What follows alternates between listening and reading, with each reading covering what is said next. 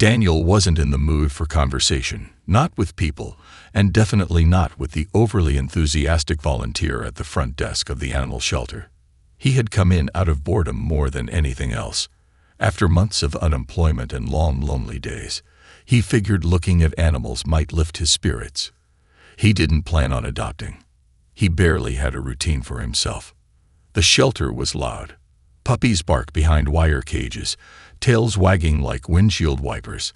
Cats meowed from high perches, stretching lazily as visitors walked by. Kids laughed. Couples pointed. Everyone seemed to be looking for a pet to take home. Daniel kept his hands in his pockets and wandered slowly down the rows of kennels.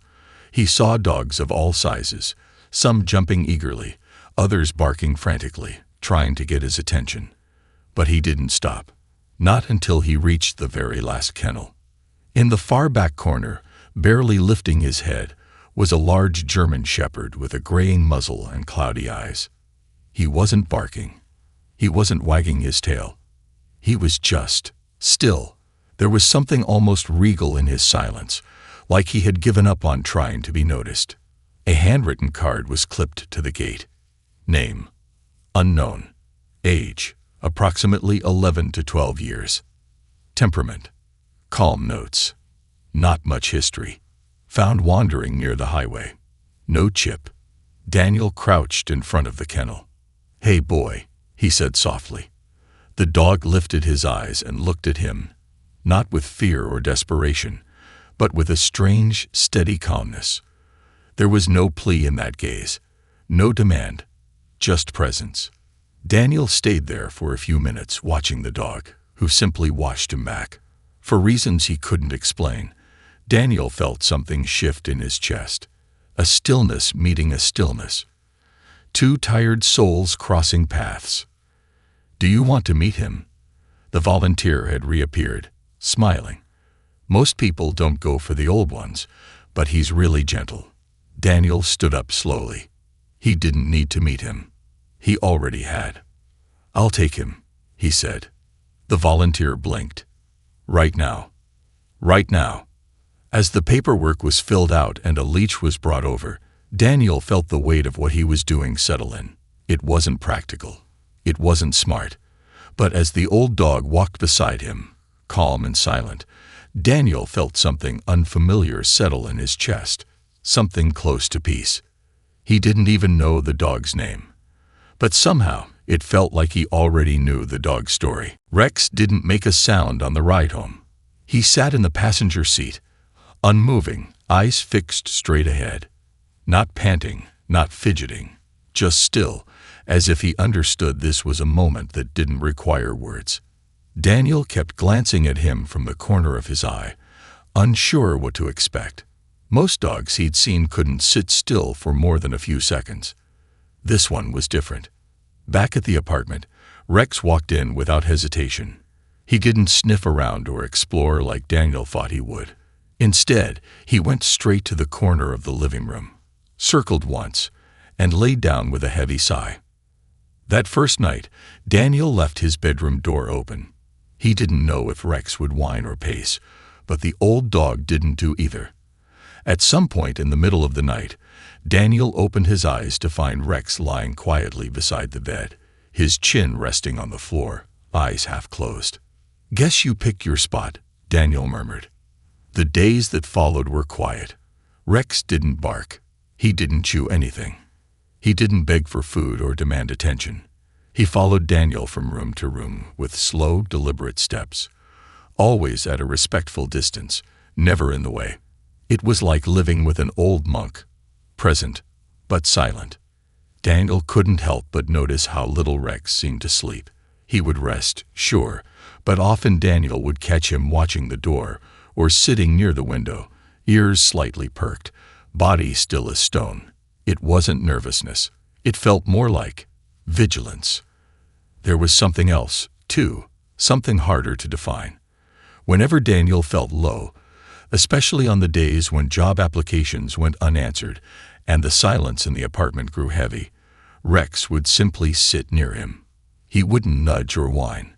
He would just be there, a quiet presence that somehow made the loneliness feel less sharp.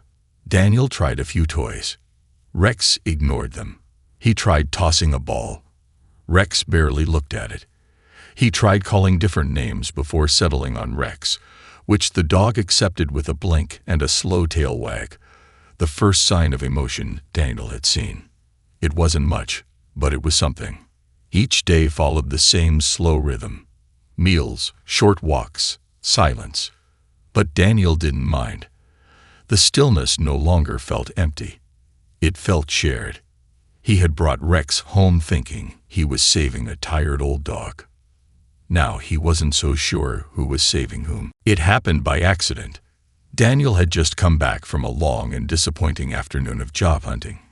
He dropped his keys near the kitchen counter, and as he bent down to pick them up, he said aloud, mostly to himself, "Stay there, buddy." Rex stopped mid-step. He froze on the spot, one paw raised in midair. His body stiffened, ears slightly forward, waiting. Daniel stood up slowly and stared at him. "Okay, that was weird," he muttered. Rex didn't move until Daniel waved his hand and said, "It's all right." Curious now, Daniel decided to try a few more things. He stood across the room and said clearly, "Sit." Rex sat, smooth and immediate, without hesitation. Daniel blinked. "Lie down." Rex eased himself to the floor in a single fluid motion. This wasn't the clumsy guessing of a dog trying to please a new owner. It was precise, automatic, almost military. "Search," Daniel said, wondering what would happen. Rex stood up and began pacing the room methodically. He sniffed the corners, checked under the table, and even pushed open the half-closed closet door with his nose. He moved like he was checking for something. After a few minutes, he returned and sat in front of Daniel, as if to report that the perimeter was clear. Daniel stared at him, unsettled and fascinated. "You're not just some stray dog, are you?" he asked quietly. Over the next few days, Daniel kept experimenting. He spoke English, of course, but then, out of curiosity, he tried other phrases he'd heard in movies. One afternoon, he tried saying, "Sitz," the German command for sit. Rex dropped into a sit instantly. "Platz," Daniel said. Rex lay down. "Bleib." He froze in place again. Daniel's pulse quickened. There was no denying it now. Rex had been trained. And not just in the basics. His obedience was too sharp, his reaction time too fast. There was something behind those steady eyes, something old and disciplined. It didn't make sense. The shelter had listed him as an unknown stray. No chip, no history. But this dog knew things. Things he shouldn't know unless he'd been somewhere important. Trained by someone who knew what they were doing. Daniel sat down on the couch, Rex beside him, watching calmly. "You've got secrets, don't you?" Daniel said. Rex gave a slow blink and rested his head on his paws. And for the first time since adopting him, Daniel felt like he was sitting next to more than just a dog. The questions wouldn't leave Daniel alone. Every time Rex obeyed a command with mechanical precision, every time he reacted to a sound no one else noticed, Daniel's curiosity deepened. There was a story behind those calm eyes and that disciplined behavior. He could feel it in his gut. One evening, Daniel sat at his desk, scrolling through dog training videos online. He compared Rex's movements to those of professionally trained canines. Everything lined up. Posture, speed, focus. This wasn't backyard obedience school stuff. This was elite-level training, possibly military. The next morning, he decided to take Rex to the vet again. The first visit had focused on health, but now Daniel had something else in mind. Dr. Sanders, a kind older veterinarian with decades of experience, welcomed them back with a warm smile. "He's settling in well?" she asked, giving Rex a gentle scratch behind the ears. Daniel nodded. "Better than I expected. But I've noticed some things." He responds to German commands. He follows search routines. I think he might have been trained. Like, professionally. Dr. Sanders raised an eyebrow. "Interesting. Let's take another look." She examined Rex with quiet efficiency, gently inspecting his ears, paws, and coat. Then she paused, pushing back some fur on the inside of his left ear. "Here," she said. "Look at this." Daniel leaned in. Beneath the thin patch of fur was a faint tattoo, barely visible. A combination of numbers and letters, faded but intact. "That's a military identifier," she said. "German format, if I'm not mistaken. Some older dogs from military or police units in Europe were tattooed instead of microchipped." Daniel stared at it. "So, he really was trained." Dr. Sanders nodded slowly. "Highly likely. He's older, yes, but from what you've told me, his conditioning hasn't faded. He probably served for years." Daniel left the clinic with a copy of the tattoo number written down on a piece of paper. He couldn't stop looking at it. It felt like a piece of a puzzle finally falling into place. That night, he sent an email to a German K9 veteran group he found online. He attached a photo of the tattoo and explained the situation. He didn't expect an answer, but something told him this wasn't just curiosity anymore. There was a story here worth uncovering. And as Rex lay at his feet, eyes closed but ears faintly twitching at every noise outside, Daniel couldn't shake the feeling that this dog had lived a life of purpose, one that wasn't quite finished yet. The reply came faster than Daniel expected. 2 days after sending the email, he woke up to a message from someone named Captain Matthias Berger, a retired K9 officer based in Munich. The subject line read, "We know this dog." Heart pounding, Daniel opened it. The message was polite, but direct. Captain Berger explained that the tattoo number matched a dog once registered with the Bundeswehr, Germany's armed forces. The dog had been listed as Rex, trained under a special unit focused on search and rescue, scent detection, and security detail. According to records, Rex had completed over 40 missions in various regions of Europe. He was one of the best, the captain wrote. Smart, loyal, calm under pressure. His handler, Sergeant Lucas Meyer, was deeply bonded with him. Daniel read the next line twice. After Sergeant Meyer's sudden death in a car accident 5 years ago, Rex was placed in a temporary shelter during reassignment. Somehow, he disappeared. We assumed he either escaped or passed away during the confusion. Daniel leaned back in his chair, stunned. This dog, his dog, wasn't just trained. He was a decorated veteran, a survivor of intense operations, and had once been loved by someone who understood him completely. That someone was gone now, and somehow, Rex had ended up wandering alone, thousands of miles from where he began. Captain Berger's email continued. I cannot explain how he ended up in your country, but judging by your message, he seems to have found a good home. He deserves peace, and perhaps even a new purpose. Daniel looked down from the screen. Rex was lying nearby, his head resting on his front paws, eyes half closed. That same stillness was there, but now Daniel understood it wasn't emptiness. It was training. It was discipline. It was experience. He knelt beside Rex and gently stroked the dog's back. So you've been through more than I ever guessed, he said softly. And you just kept going. Daniel printed out the email and pinned it to the wall above his desk, not as a curiosity, but as a reminder. Rex wasn't just an old stray rescued from a shelter. He had served. He had lost. He had survived.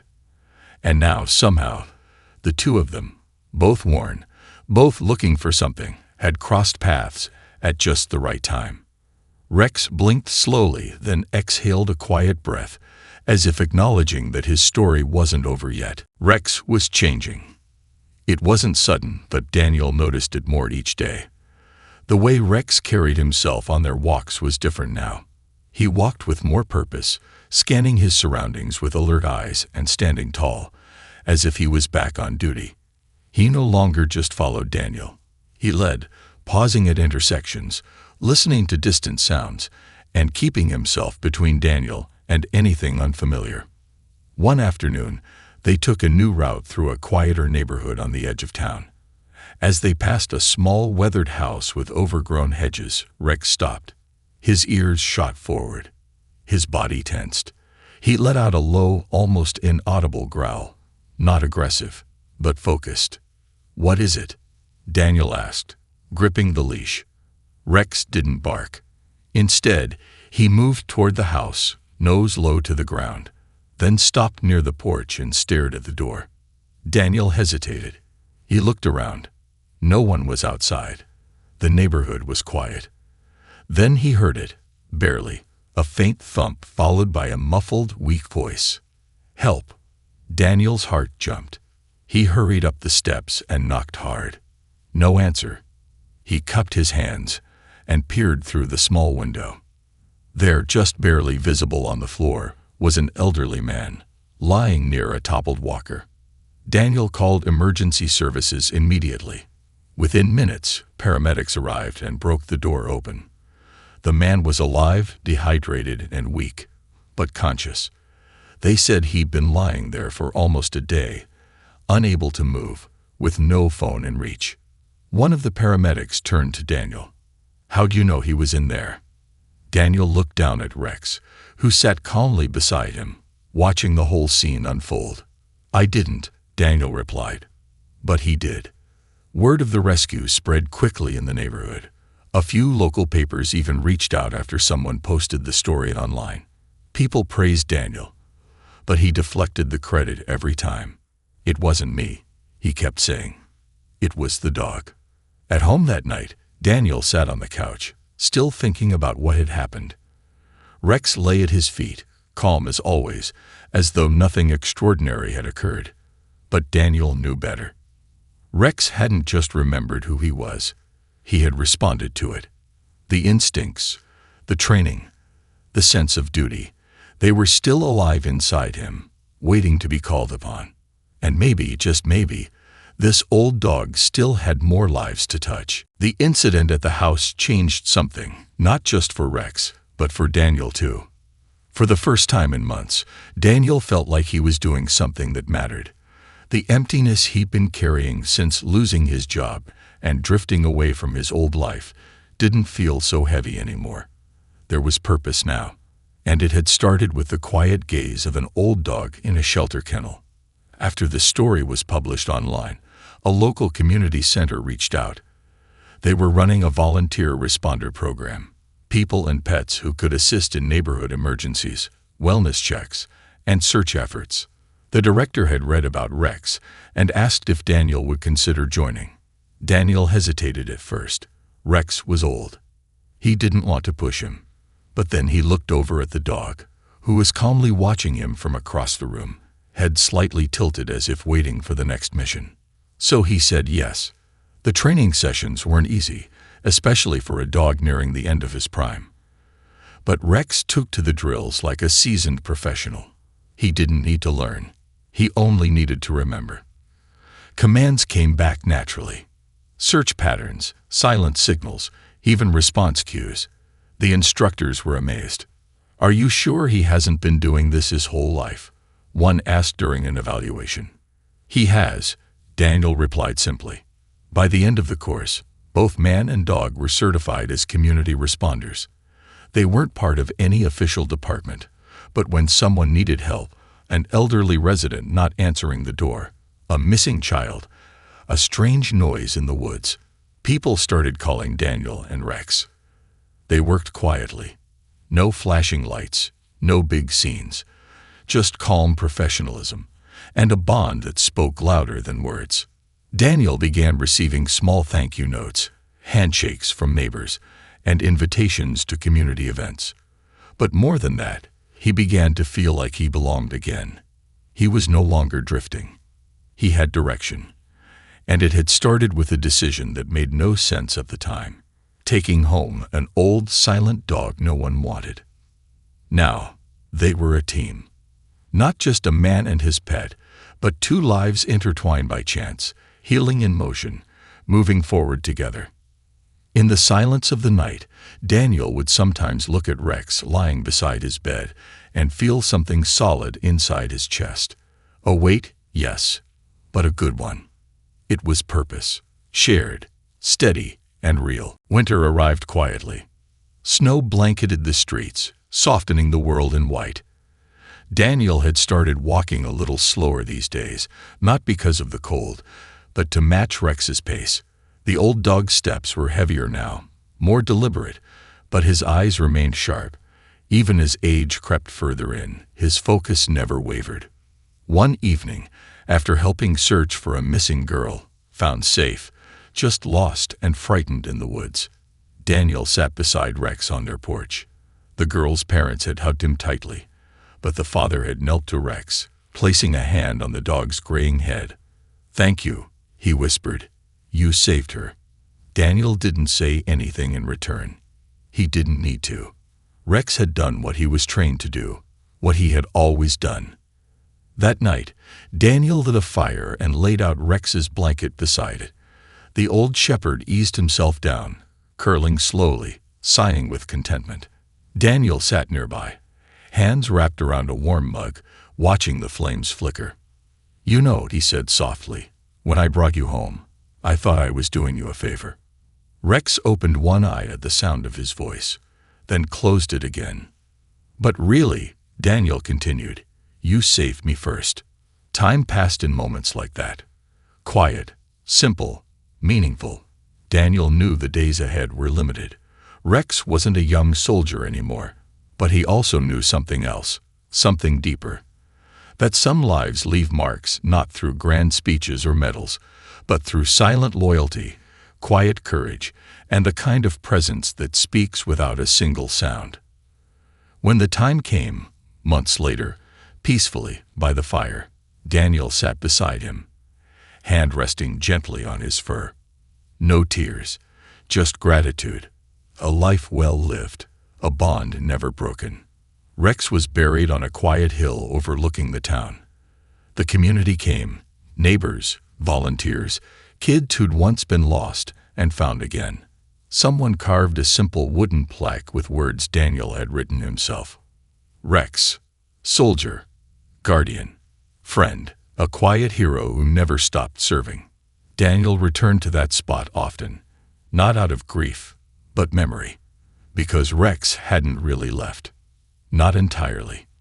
He'd left something behind, in every person he helped, in every moment of quiet understanding, in the way Daniel now walked through life with purpose.